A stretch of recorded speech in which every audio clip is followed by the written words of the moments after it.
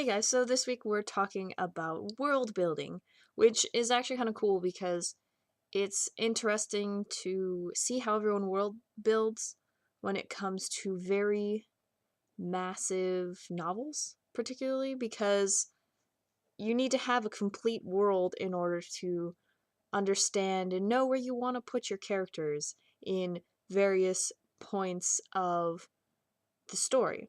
So, ideally, one of the first things that some people do, I don't necessarily do, is come up with a name.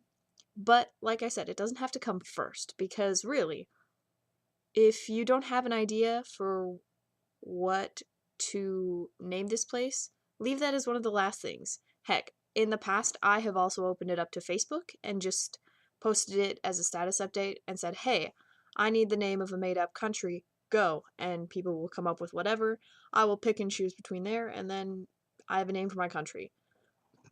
So the other thing is government, because I think government's really important to decide on because that way you know how your characters are being controlled, whether it's strict or pretty loose, or if it's kind of just one giant feudal mess.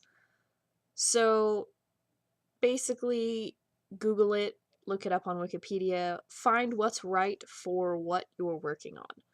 Oftentimes, I actually tend to pick monarchies just because I really like the idea of monarchies, and I guess you could say I would love to live in a country that had a monarchy, but that's just me.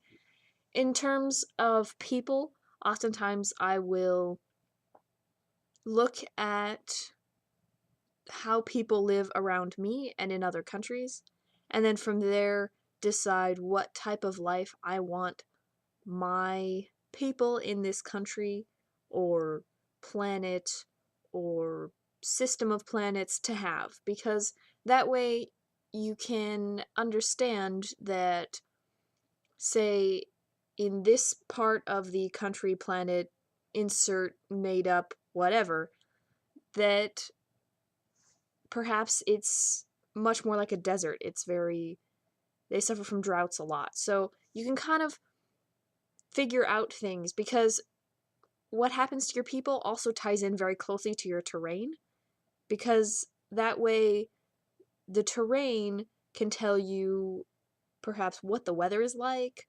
what their daily lives might be. If there's no water and they have to travel a long distance to get water, then obviously they live in a drought type area, things like that.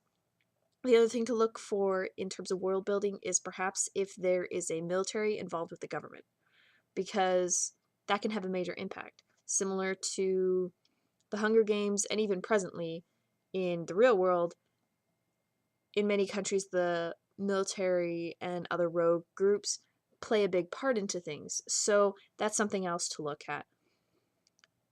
So I hope this helps. My only other suggestion is perhaps read books similarly to what you want to write.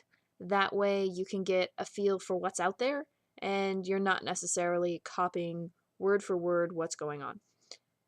So don't forget to be awesome, and I will see you all next